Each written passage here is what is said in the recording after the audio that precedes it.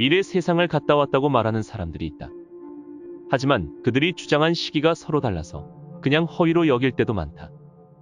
그런데 한 가지 주목할 부분이 있다. 발생하는 시기에 대한 언급은 다르지만 미래를 살다 왔다고 주장하는 사람들은 거의 예외 없이 급격한 기후 변화와 제3차 세계대전을 주장한다는 것이다. 그 중에서도 하버드 대학 출신 물리학자인 알 비렉은 미국의 비밀 프로젝트에 참여해서 시간 여행을 하고 왔다고 주장한 대표적인 인물이다. 물리학자였던 그는 어떻게 미래 세상에 다녀온 것일까? 오늘은 시간 여행자 알 비렉이 전한 충격적인 미래 예언에 대해 이야기해보겠다.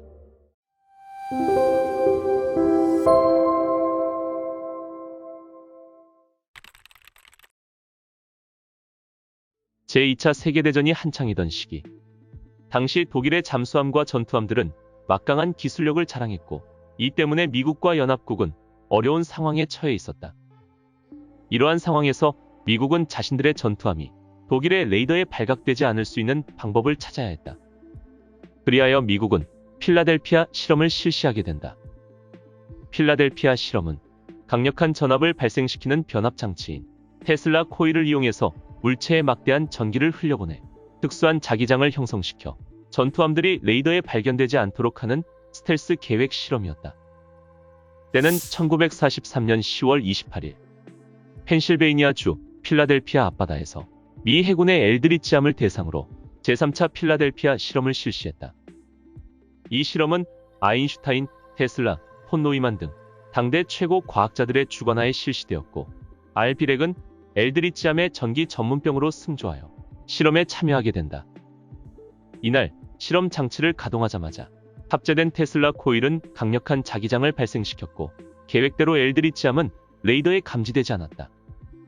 이것은 모두 예상한 결과였지만 갑자기 이상한 현상이 일어났다. 엘드리치함의 주변에 녹색 안개층이 형성되었고 점차 눈에 보이지 않게 되었다가 감쪽같이 사라져버린 것이다. 그런데 그로부터 약 10분이 지난 후 엘드리치함은 필라델피아 해안에서 400km나 떨어져 있는 버지니아주 노폭에 있는 해군기지로 순간이동되었으며 그 당시 군인이었던 칼 앨런이 이 장면을 목격했다고 전해진다.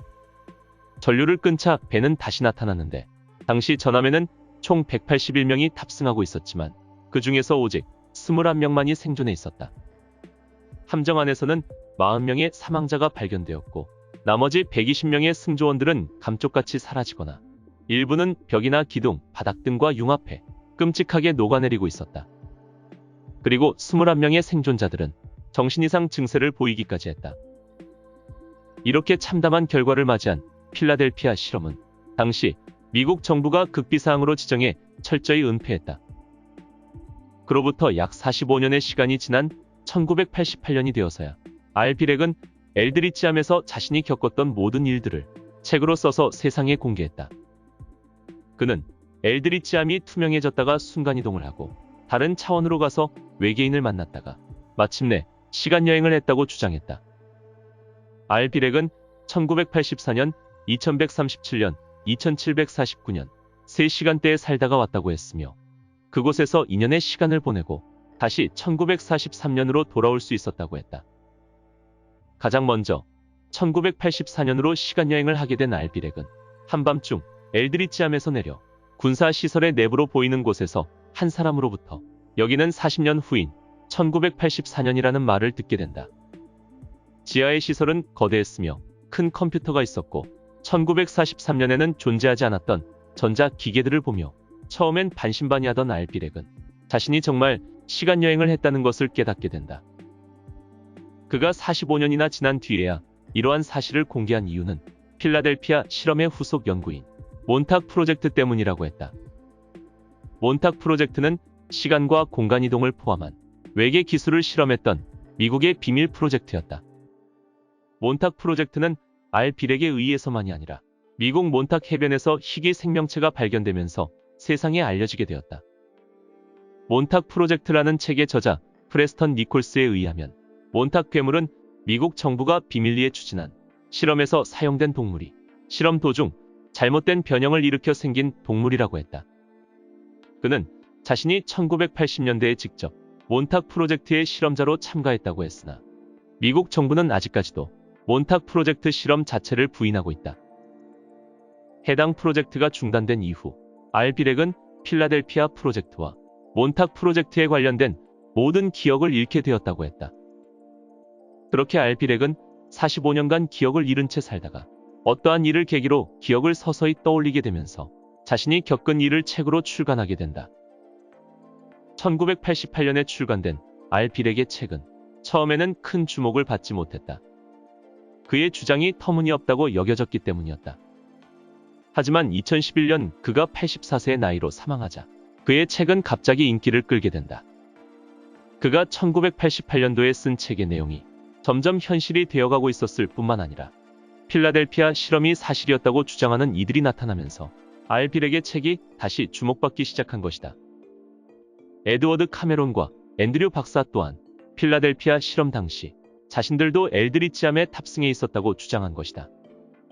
그렇다면 알비렉이 직접 보고 온 인류의 미래 모습은 과연 어땠을까? 내가 보고 온 2749년의 미래에는 엄청난 자외선의 영향으로 전 세계에 많은 피해가 발생하게 되고 대부분의 미래 도시들은 자외선으로부터 보호하기 위해 거대한 돔으로 덮여 있었다. 사람들은 지상 도시뿐만 아니라 반중력 기술을 이용해서 만든 공중도시에도 살게 된다. 공중도시는 지구의 다른 곳으로 이동하는 것도 가능하다.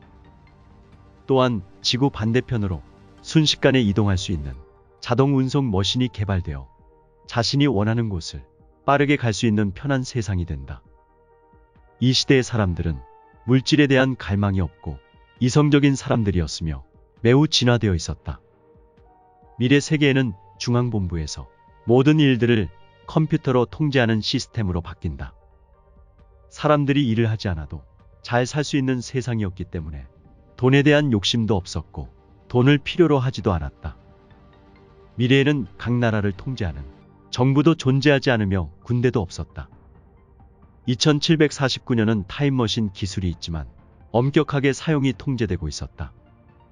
하지만 나는 나의 의지와 상관없이 미래 세상에 오게 된 것이므로 타임머신을 이용해 내가 살던 시대로 복귀하는 것이 허락되었다.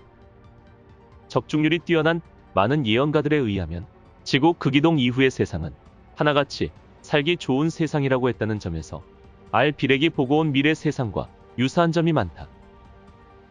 미국의 예언가인 고든 마이클 스칼리온 또한 미래 사람들은 일종의 생명막으로 덮인 원형의 둥근 돔 모양의 집에서 살아간다고 했다. 그리고 에이즈를 포함한 20세기의 많은 병들이 사라지고 빛과 소리를 이용한 의료 기술이 나타난다고 했다.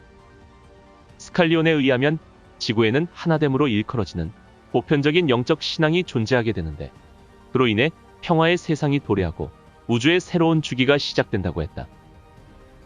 그렇다면 알비렉이 보고 온 2137년의 세상은 어땠을까?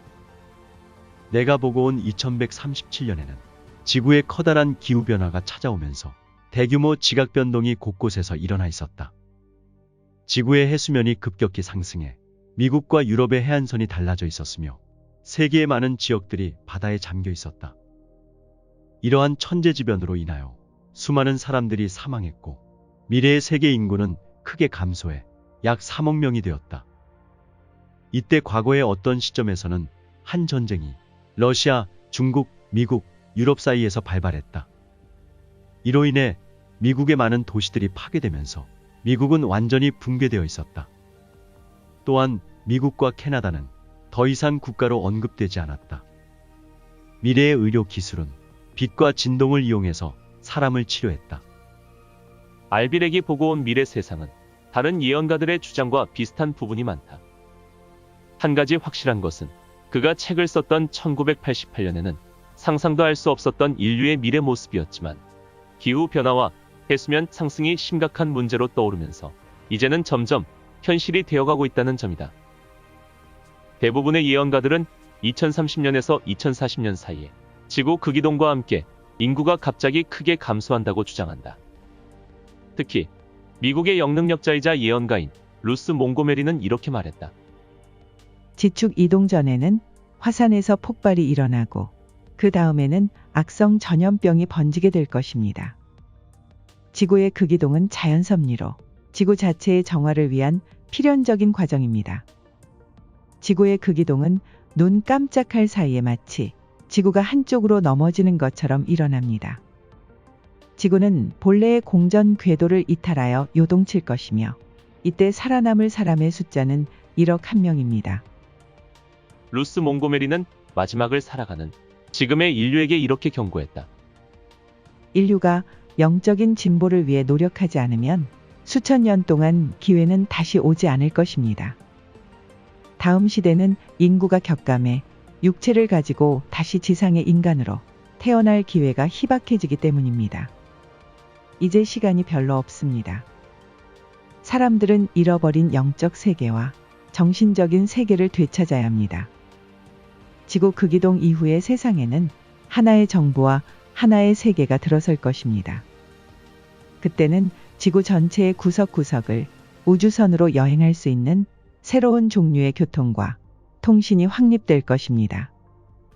새로운 인류는 평화를 추구하고 영적인 성숙을 위해서 매진할 것입니다.